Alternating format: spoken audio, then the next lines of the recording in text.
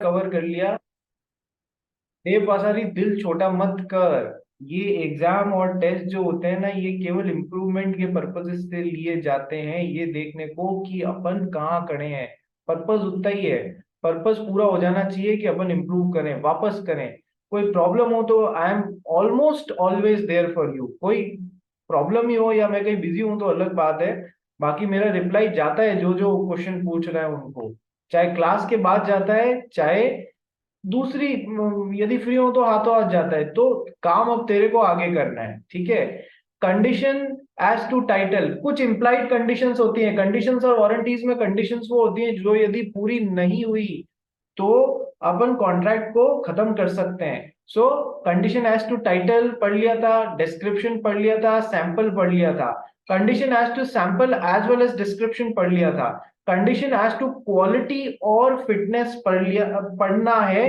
Condition as to wholesomeness, wholesomeness is always regarding the eatables, they must be fit for human consumption.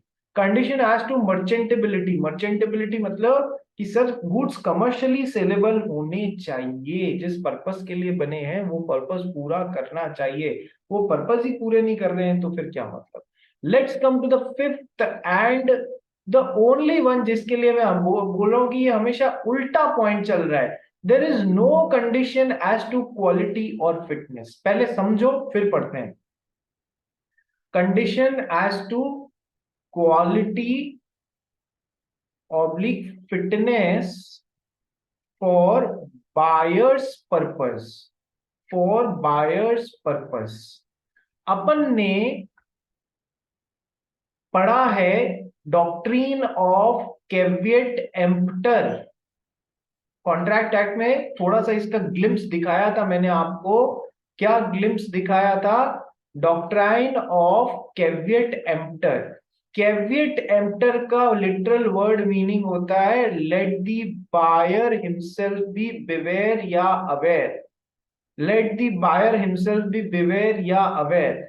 कौन से topic में Indian contract act में पढ़ा है अपन ने इस चीज को, कैविएट एम्प्टर को कौन से टॉपिक में कॉन्ट्रैक्ट एक्ट में पढ़ा है? कौन से टॉपिक में पढ़ा है?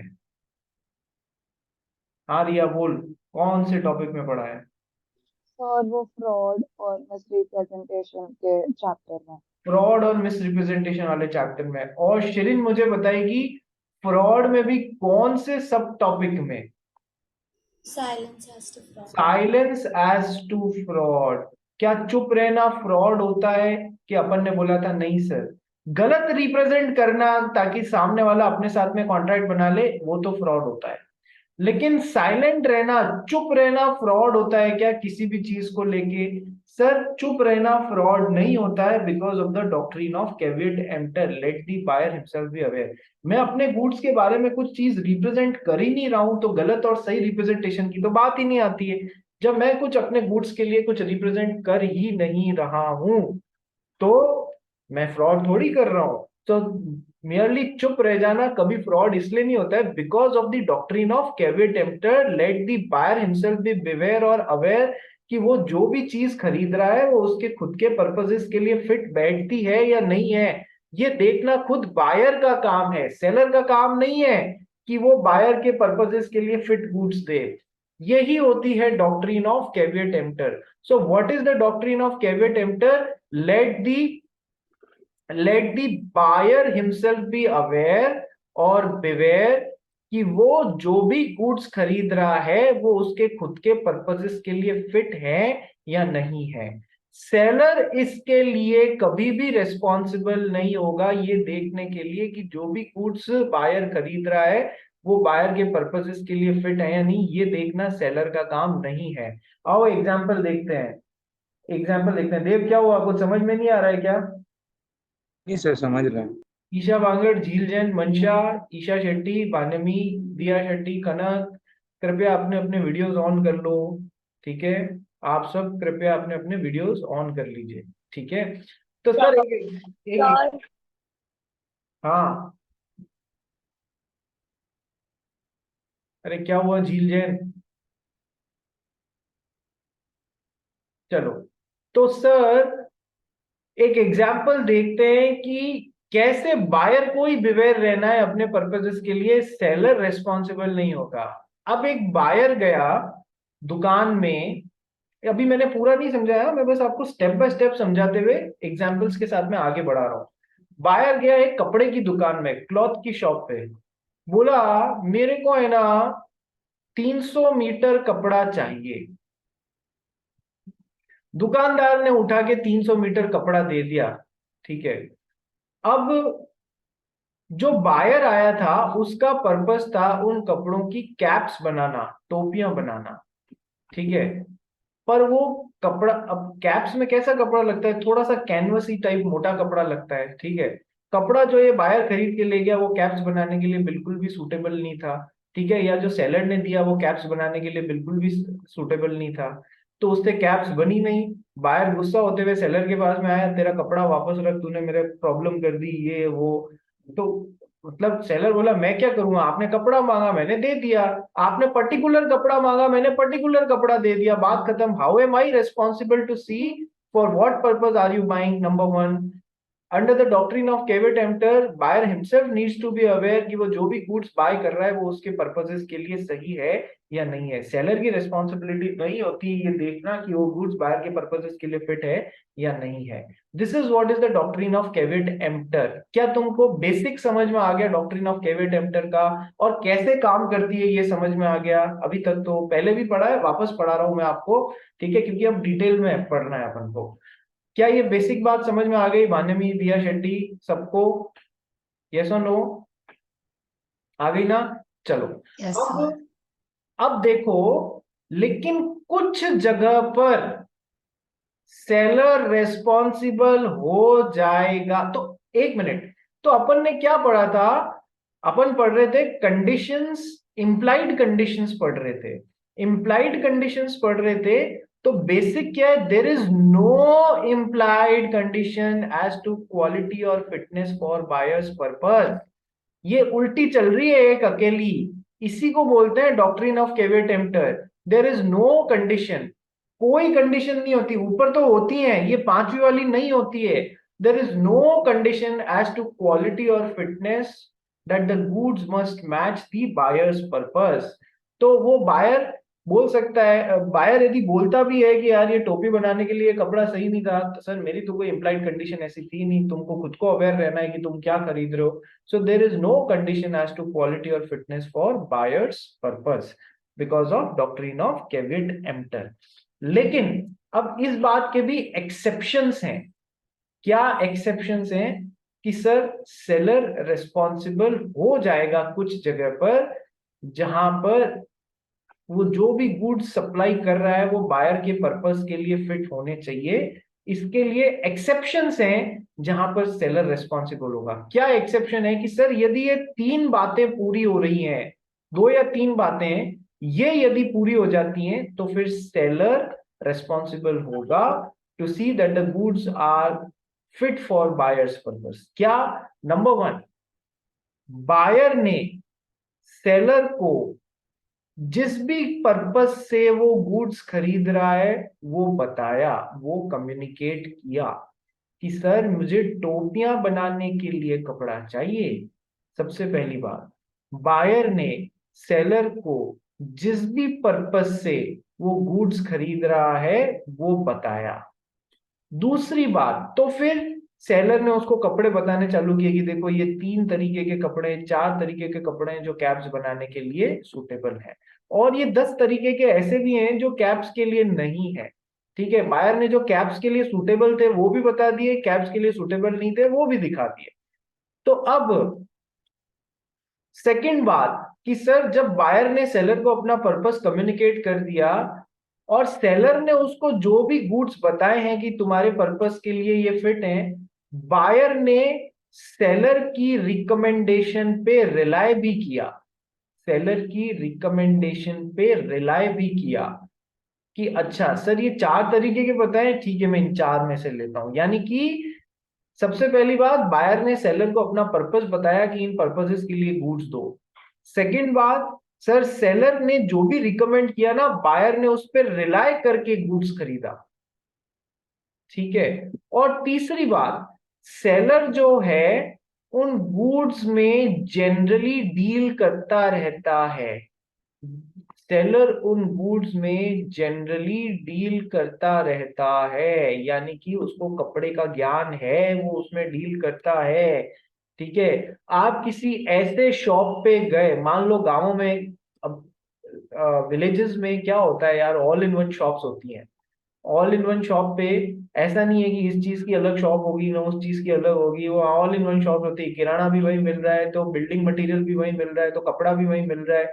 तो उसमें क्या होता है, मान लो इस दुकान पे वो बाकी सारा मटेरियल रख रहा है, पर है ना कपड़ा नहीं रख रहा है। तो अब बायर ने आया और सेलर को बोला कि यार मुझे ऐसा कपड़ा चाहिए जो कि है ना टोपियां बनाने के लिए, कैप्स बनाने के लिए हो। ये गया कहीं से अरेंज करके ले आया। ठीक है। बट सेलर, ये जो सेलर है, ये जनरली कपड़े जैसे गुड्स में डील नहीं करता है, यानी कि इसके पास में एक्सपर्टीज नहीं है उस चीज की। ठीक है। हम क्या बोल रहे हैं कि एक्सपर्टीज होनी चाहिए। सेलर जो है वो उन गुड्स में जनरली डील करता रहा है, तभी तो उसको पता होएगा कि कौन सा कपड़ा टोपी बनाने के लिए अच्छा है, कौन सा नहीं अच्छा है। सर यदि ये तीनों कंडीशंस फुलफिल हो जाती हैं, बायर ने सेलर को अपना पर्पस बताया, उस हिसाब से सेलर ने जो भी रिकमेंडेशन दिया बायर ने उस पर रिलाय किया, और तीसरा, सेलर को उन गुड्स में जनरली डील करता रहता है, उन गुड्स की जानकारी है। अब now seller would be responsible to see that the goods are fit for consumption by buyer's purpose, for buyer's purpose। अब ये तीनों फुलफिल हो जाती हैं, तो फिर सेलर की रेस्पॉन्सिबिलिटी हो जाती है ये देखने के लिए कि अब मैं जो गुड्स दे रहा हूं वो बायर के पर्पसेस के लिए फिट हो रहे हैं या नहीं हो रहे हैं। पहली में तो कोई प्रॉब्लम ही नहीं है, बायर ने सेलर को अपना पर्पस बताया। यदि नहीं बताया तो फिर there is no implied condition as to quality और फिटनेस फॉर बायर्स पर्पस। ठीक है। दूसरी बात, उसको देख के सेलर ने बायर को कुछ रिकमेंडेशन भी दिया। सेलर कोई रिकमेंडेशन नहीं दे रहा है, तो how would be seller responsible? Because doctrine of caveat emptor, let the buyer himself be aware. But seller ने रिकमेंडेशन दिया और बायर ने उस रिकमेंडेशन के हिसाब से ही उन 4 कपड़ों में से एक कपड़ा सेलेक्ट किया। ये सेकंड स्टेप है, ये भी पूरा होना चाहिए। यदि सेलर ने 4 तरीके के कपड़े बताए कि देख टोपी बनाने के लिए ये अच्छे हैं, लेकिन बायर ने उस पर रिलाय नहीं करके कोई और कपड़ा खरीद लिया, तो क्या सेलर रिस्पॉन्सिबल होगा? नहीं सर। सेलर की रिकमेंडेशन पे वो बायर रिलाय कर ही कहाँ रहा है, तो how would seller be responsible? तो ऐसे ऐसे क्वेश्चंस में कुछ वेरिएशंस डाल सकते हैं, आपको उनका इस हिसाब से आंसर देते हुए अपना मतलब आंसर तक पहुंचना है दिमाग लगाते हुए। तीसरा, पहला स्टेप, बायर ने सेलर को अपना पर्पस बताया। दूसरा स्टेप, सेलर ने बायर को कुछ रिकमेंडेशन किया, उस पे बायर ने रिलाय किया। और तीसरा, सेलर उन गुड्स में जनरली डील करता रहता है, यानी उसको ज्ञान है, तो ही सेलर रेस्पॉन्स, ये तीनों पूरी फुलफिल हो जाती हैं तो ही सेलर रेस्पॉन्सिबल होगा to see now that the goods are fit for buyer's purpose. अब यदि गुड्स बायर के पर्पस के लिए फिट नहीं होते हैं, तो फिर कोई मतलब नहीं है, बायर उन गुड्स को वापस लौटा सकता है, बायर उन गुड्स को वापस लौटा सकता है। क्या ये थ्योरी तुमको और कैप वाला एग्जाम्पल समझ में आ गया? बोलो हाँ या ना सभी जन। ईशा बांगड़, मंशा, खनक, रिया, पुलकित, दिया, रिया, दिया। ठीक है। ये यस सर। वीडियो ऑन करने में तुम लोग को इतनी वो क्यों प्रॉब्लम हो रही है? ठीक है। तो सर ये 3 बातें हैं। ठीक है। एक और एग्जाम्पल देखो। क्या एग्जाम्पल है कि, एक सेकेंड, हाँ, 5वां नंबर, हाँ, एग्जाम में आया हुआ क्वेश्चन कराता हूं मैं तुमको। एग्जाम में आया हुआ क्वेश्चन ये है कि सर एक बार पुलकित गया, पुलकित अपना नया घर बनवा रहा था, he was preparing a new home. ठीक है। तो उसको खिड़कियां और दरवाजे बनाने के लिए वुड की जरूरत पड़ी। खिड़कियां और दरवाजे बनाने के लिए वुड की जरूरत पड़ी, तो ये टिम्बर मर्चेंट के पास में गया। किसके पास में गया पुलकित? टिम्बर मर्चेंट, लकड़ी जो बेचता है ना, उसके पास में गया। ठीक है। पुलकित ने एक क्वेश्चन में दो पार्ट है। पुलकित ने टिम्बर मर्चेंट को कोई पर्पस नहीं बताया अपना, किन पर्पसेस के लिए वो गुड्स खरीद रहा है। और वो क्या है, लकड़ी अलग अलग तरीके की आती है, जैसे एक आती है आम की लकड़ी, मैंगो की लकड़ी, एक आती है सागवान की लकड़ी, ठीक है, एक आती है शीशम की लकड़ी, ठीक है। तो है ना, मान लीजिए मैंगो की लकड़ी जो होती है ना, इट इज, सागवान की लकड़ी is very good for and मतलब appropriate for making the doors and the windows. Doors और विंडोज बनाने के लिए सागवान की लकड़ी सबसे अच्छी होती है। मैंगो की लकड़ी इस पर्पस के लिए सबसे घटिया लकड़ी मानी जाती है क्योंकि वो फट बहुत जल्दी जाती है इसलिए, ठीक है। शीशम का कोई और पर्पस होता है। तो अब पुलकित को घर में क्या बनाने थे सर, विंडोज और डोर्स बनवाने थे। ये गया अपनी मर्जी से वहां टिम्बर के ढेर में से लकड़ियां सेलेक्ट करके ले आया, खरीद के ले आया। जब घर पे आया तो कारपेंटर ने बोला ये क्या आप कचरा उठा के ले आए हो, कि क्यों नई लकड़ी लेके आए हो। अरे मेरा वो मतलब नहीं था, मेरा ये मतलब था आप मैंगो की लकड़ी ले आए हो, which is the most unsuitable लकड़ी for making the doors and windows. Pulkit गया वापस उस गुड्स को रिटर्न करने के लिए, तो मना कर सकता है वो, क्या नाम है, जो सेलर है वो मना कर सकता है कि मैं तो गुड्स वापस ना लूं, ठीक है। पुलकित बोला गुड्स वापस लेना पड़ेगा, तुमको देखना था मेरे पर्पस के लिए फिट है नहीं। अरे तो आपने मुझे बताया ही कहाँ, how am I responsible, doctrine of caveat emptor would apply, let the buyer himself be responsible, उसके पर्पसेस के लिए क्या फिट हो रही है। सेकंड सिचुएशन, पुलकित गया टिम्बर मर्चेंट के पास में, बोला मुझे वुडन डोर्स और विंडोज बनाने के लिए लकड़ी चाहिए, लेकिन उस टिम्बर मर्चेंट ने गधे की तरह उसको मैंगो की लकड़ी दे दी।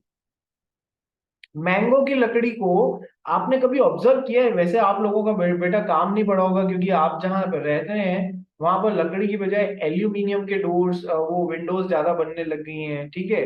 पर समझना इस बात को कि अब पुलकित गया, पुलकित ने इसको कम्युनिकेट किया कि मेरे को वुडन डोर्स और विंडोज बनानी है, इस वजह से मुझे लकड़ी चाहिए और मुझे इस साइज की चाहिए जो कि 4 फुट बाय 1 फुट में कटी हुई हो। मतलब ऐसे कटवा के ले जाते हैं वहां से ताकि कारपेंटर उस पर आसानी से काम कर सके, वहां पर आरा मशीन लगी हुई होती है, तो उस आरा से इस नाप की कटवा के ले जाते हैं, ठीक है। तो पुलकित ने सेलर को अपना पर्पस बताया, पहला पॉइंट पूरा हो गया। सेलर ने उसको कुछ रिकमेंडेशन दी, उस हिसाब से पुलकित ने वो वुड्स खरीद ली, ठीक है। और सेलर जनरली वुडन माल में डील करता रह रहा है, तीनों कंडीशन पूरी हो गई। घर पे आया पुलकित वो लकड़ी लेके पर्टिकुलर साइजों में कटी हुई, कारपेंटर ने वापस बोल दिया ये क्या बकवास कर दिया आपने, कि मैंगो की लकड़ी कौन लाता है वुडन डोर्स और विंडोज के लिए। पुलकित गया वापस भागते हुए, सर आपने मुझे टिम्बर वाली जो दिया है वो मैंगो का दिया है, वो पर्टिकुलर पर्पस के लिए फिट नहीं है। तो सर क्या सर एक्सेप्शन में आ रहा है ये या नहीं, हाँ सर आ रहा है, 1 2 एंड 3 तीनों चीजें पूरी हो रही है, अब उसको वापस लेनी पड़ेगी वो लकड़ियां। एग्जाम में अब इसमें एक जगह घुमा रहे हैं, कहाँ घुमा रहे हैं कि सर वो सेलर ने ये कहते हुए मना कर दिया लकड़ी वापस लेने से कि मैंने आपके नाप की पर्टिकुलरली जो नाप बताया था उस नाप से काट दी है, उस हिसाब से काट दी, अब मेरे कोई काम की नहीं है ये लकड़ी, अब आपको वापस लेनी पड़ेगी, मैं वापस नहीं लूंगा, आप घर वापस ले जाओ। क्या वो ऐसा कर सकता है? नहीं सर, भले ही टिम्बर गलत नाप का काट दिया हो, बट यहाँ पर डॉक्ट्रिन ऑफ केवे टेम्पटर का एक्सेप्शन, ये तीनों पॉइंट्स पूरे हो गए ना, वो लागू होगा। तेरी गलती थी, तूने क्यों नहीं प्रॉपर लकड़ी काट के दी। भले ही वुडन लॉग्स पर्टिकुलर पीसेस में कट गए हो तो भी सेलर को वापस लेने पड़ेंगे, ठीक है, क्योंकि डॉक्ट्रिन ऑफ केवे टेम्पटर के एक्सेप्शन वाले तीनों बात पूरी हो रही है। बोल दे। तो केवी टेम्पटर का तीनों एक्सेप्शन पूरा होना चाहिए ना, वो कोई भी कंडीशन ये अप्लाई होने के तीनों लिए। पूरे होंगे तो ही एक्सेप्शन माना जाएगा, अदरवाइज नहीं माना जाएगा। एक भी मिस हो गया तो वो एक्सेप्शन में काउंट नहीं होगा, ठीक है। तीनों सब पॉइंट्स फुलफिल होने जरूरी हैं, ठीक है। वो तुमको क्वेश्चन में फंसाने की कोशिश करेंगे कि वुडन लॉक्स कट चुके हैं तुम्हारे नाप से, अब वापस नहीं होगा। अरे इससे कोई फर्क नहीं पड़ता, गलती तुमने की है, तुमको वुडन लॉक्स गलत वुड दिए, तुमको वापस लेने पड़ेंगे। सेकंड एग्जांपल समझ में आ गया डॉक्ट्रिन ऑफ केवे टेम्पटर का। Doctrine of Yes, sir. केवेट एम्पटर का तीसरा एग्जाम्पल, सर चलो ये बाद में लूंगा मैं, जब क्वेश्चन बैंक करेंगे तभी ले लेंगे। कुछ एक एग्जाम्पल अपने नोट्स में भी है, उनको देखेंगे अपन अभी। आइए पढ़ना चालू करते हैं। कंडीशन एज टू क्वालिटी और फिटनेस फॉर बायर्स पर्पस। तो बेटा जब भी डॉक्ट्रिन ऑफ केवेट एम्पटर आए तुम वहां पर section 16 of sale of goods act mention कर सकते हो। डायरेक्टली भी समझाने को आ सकता है, ज्यादा चांसेस है इनडायरेक्टली उस पर एक प्रैक्टिकल क्वेश्चन दे देवे डॉक्ट्रिन ऑफ केवेट एम्पटर। तो सर उसमें सब कवर करना, डॉक्ट्रिन ऑफ केवेट एम्पटर भी कवर करना, section 16। Sir implied condition as to quality और फिटनेस फॉर बायर्स पर्पस नहीं होता है, ये कीवर्ड्स भी कवर करना, ये कीवर्ड्स भी कवर करना। एग्जामिनर के पास में कोई मौका मत छोड़ना तुम्हारे नंबर काट लेने का। चलिए, कंडीशन एज टू क्वालिटी और फिटनेस कौन पढ़ेगा भाई? शेट्टी पढ़ना चालू कर। General rule is that buyer himself must ensure that the good suits his purpose before he buys. If the goods are subsequently found unsuitable for his purpose, he cannot blame the seller and return them. There is an implied condition as to reasonable quality or fitness of good if the particular purpose for which goods are required must have been disclosed by the buyer to the एक seller. Minute Shetty, Shetty रुके एक minute. यहाँ तक तो basic ही है जो मैंने आपको समझाया था कि सर वैसे तो कोई नियम नहीं होता है कि बायर के पर्पस के लिए क्वालिटी और फिटनेस इंश्योर हो जाए, ये सेलर को देखना नहीं होता है। General rule is that buyer himself must ensure that the good suit his purpose before he buys. Seller in no way is responsible. If the goods are subsequently found unsuitable for buyer's purpose, he cannot blame the seller and return them. ठीक है, but यहां देर is an implied condition. अब हो जाती है implied condition ये देखने की कि गुड्स बायर के पर्पस के लिए फिट हो रहे हैं या नहीं। कब? There is an implied condition as to reasonable quality और fitness of goods for buyer's purpose if these 3 points are getting covered, जो मैंने आपको समझाए थे। पहला पॉइंट शेट्टी, The particular purpose for which goods are required must have been disclosed by the buyer to the seller. Purpose बता दिया अपना बायर ने सेलर को। Second, The buyer must have relied upon the seller's skill or judgment of the seller to select the best goods.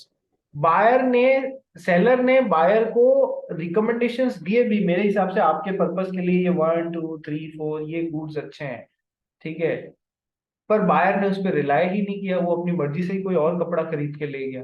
ठीक है, तो फिर अब सेलर कैसे रेस्पॉन्सिबल होगा? सेकंड, फर्स्ट पॉइंट पर्पस बताओ, सेकंड पॉइंट उस पर्पस के हिसाब से सेलर ने जो भी स्किल और जजमेंट लगाए उस पर बायर ने रिलाय किया, और थर्ड पॉइंट शेट्टी, The seller has ordinarily been dealing in those goods. Seller generally उन गुड्स में डील करता रहा है, यानी नॉलेजेबल है उन गुड्स के पर्पसेस के लिए। यदि वो डील करता ही नहीं, उसको खुद को नॉलेज कहाँ से होता, तो फिर वो रेस्पॉन्सिबल नहीं होगा।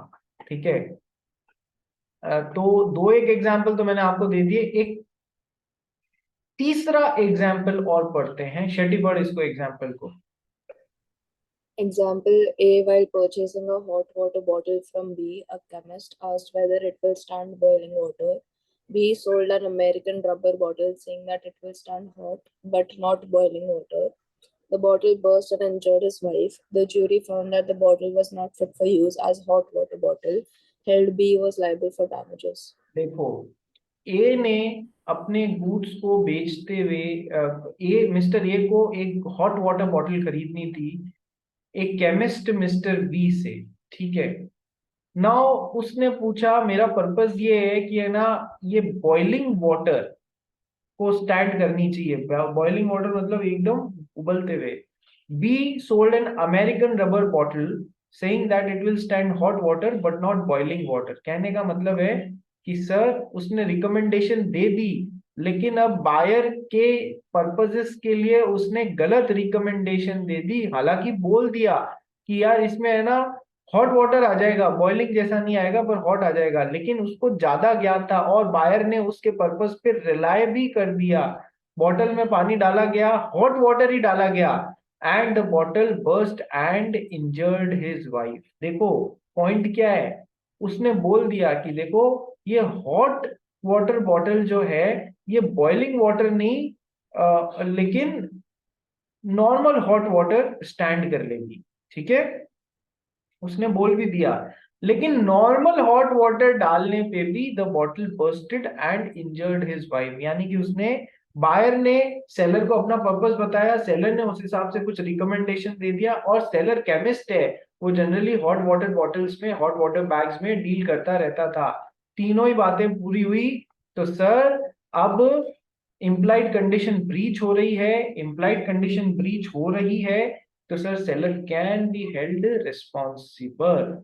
ठीक है,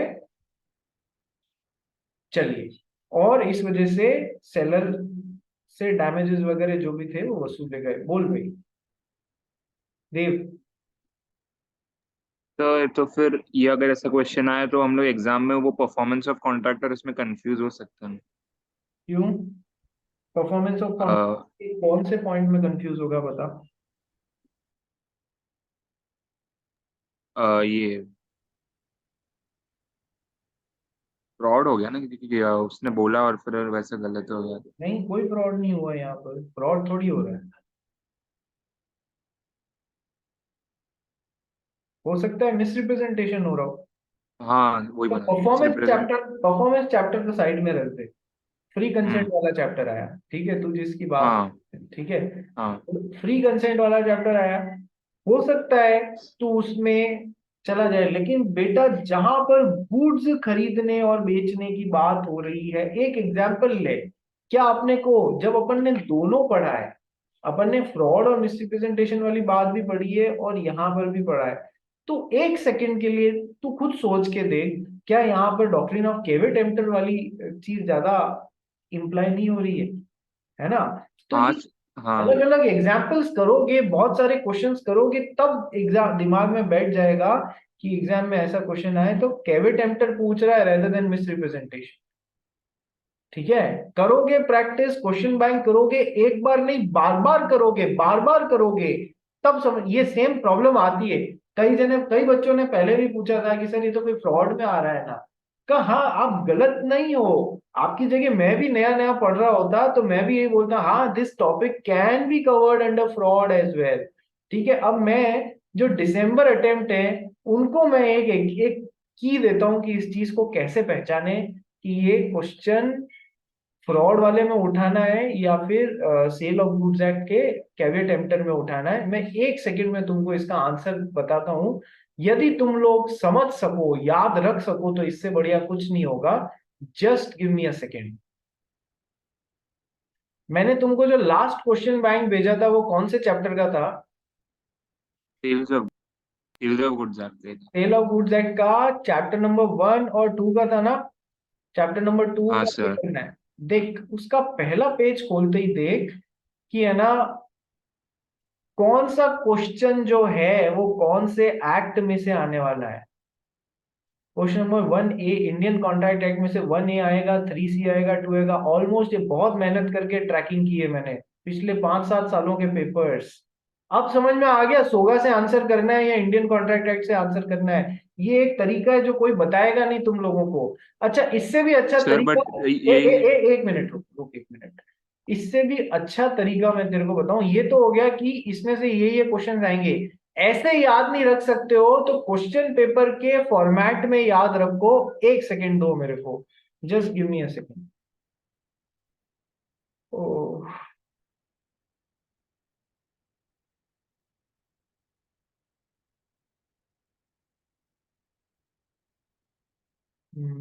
एक मिनट, हाँ।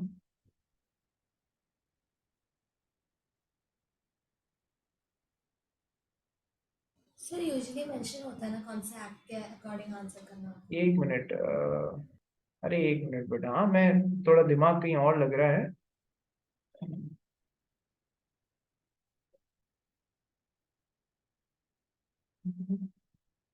मैंने तुमको 2 फाइलें भेजी थी, जिसमें एक तो थी ये जो मैंने अभी लास्ट में बताई आपको, कि जिसमें इंडियन कॉन्ट्रैक्ट एक्ट